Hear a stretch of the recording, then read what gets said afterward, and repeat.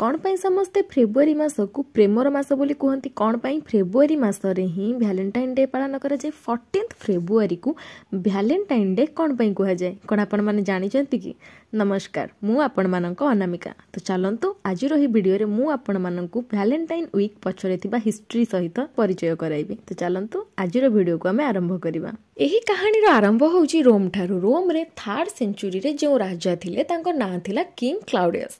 तो राजांकर चिंतन शैली हिसाब रे जो सिपाही माने अनमैरिड थिले माने जो माने कि बाहा होई नथिले से माने बाहा होइथिबा माने मैरिज करिथिबा सिपाही मानक ठारो बेसी प्रभावशाली थिले। कारण राजांको थिंकिंग प्रोसेस एया कहूतिला कि जो माने बाहा हेई नांती से माने ठीक भाबरे युद्ध लडुचंती से माने बहुत प्रभावशाली एवं सेही सिपाही माने युद्ध पई उचित। कारण युद्ध करिवा समय रे जो सिपाही माने बाहा होइचंती से माने सब बेले भाबुतिले कि जदि मु एई युद्ध रे मरि जिबि तेबे मो परिवारर भरण पोषण केमिति हेबो, मु मरि गला परे मोर पिला छुआ माने केमिति चलिबे। निज घर निज स्त्री एवं निज पिला छुआंक कथा भाबि कि से माने युद्ध रे कन्सेंट्रेट करि पारु नथिले। एई सब जिंस चिंता करि कि राजा गोटे आईन बाहर कले एवं से आईन अनुसार तांको राज्य रे कौनसी भी युव सिपाही बाहा होई परिबे नाही एवं कौनसी भी युव सिपाही निज प्रेमिका मानक सहित एंगेजमेंट परि बंधन रे बांधी होई परिबे नाही। राजांकर एही नियम सुनिबा परे सब सिपाही माने मन दुख कले।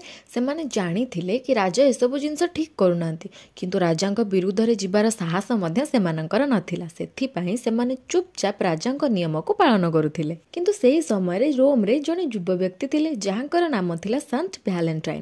तांको सिपाही मानकर दुख बिल्कुल भी बर्दाश्त हेलानी। तो सीए जेतबेले ए सब जिंस सुनिले तो सीए कोन कले ना लुच्ची छपी कि सिपाही मानकर बाहागर करिबा को लागिले। माने राजांक ठारो लुच्ची कि से सिपाही मानकर बाहागर करूथिले। जदि कोनोसी युव सिपाही तांको प्रेमिका को बाहाबा पई चाहुथिले से लुच्ची छपी कि जाई कि वैलेंटाइन को देखा करूथिले एवं वैलेंटाइन से दुई जनकर बाहागर करै दउथिले। किंतु ए जिंस बहुत दिन पर्यंत तो लुच्ची कि रही पारिलानी राजांक ठारो। जेमिति कहंती कि सत बहुत दिन पर्यंत लुच्ची कि रही पारिबनी। एही टाइम रे कोन हैला ना राजा को वैलेंटाइन ए लुचा छपा विवाह विषय जना पड़गला। माने वैलेंटाइन जो लुचा छपा विवाह करोथिले सिपाही मानकर।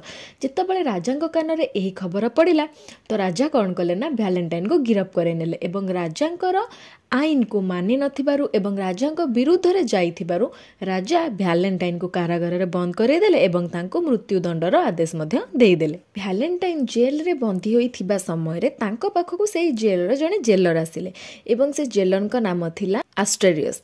तो एस्टेरियस कर गोटे झियो थिला जो झियोटी अंधुणी थिला। माने से झियोटी जन्मरु देखि पारु नथिला। तो रोम रो लोक माने विश्वास करूथिले कि वैलेंटाइन का पाखरे किछि गोटे दिव्य शक्ति अछि जेउ दिव्य शक्तिटी लोक मानकु रोग मुक्त कराइबारे साहाय्य करूची। जेतबेले एई जिंस जेलर को कान रे पड़िला तो जेलर वैलेंटाइन को पाखकु गले एवं निज अंधुणी झियो विषय कहले। जेलर तांको अंधुणी झियो को नेकी वैलेंटाइन पाखकु गले एवं वैलेंटाइन निजर दिव्य शक्ति बल रे से जेलरकर अंधुणी झीओंकर दृष्टि शक्ति फेराई आनी पारिथिले।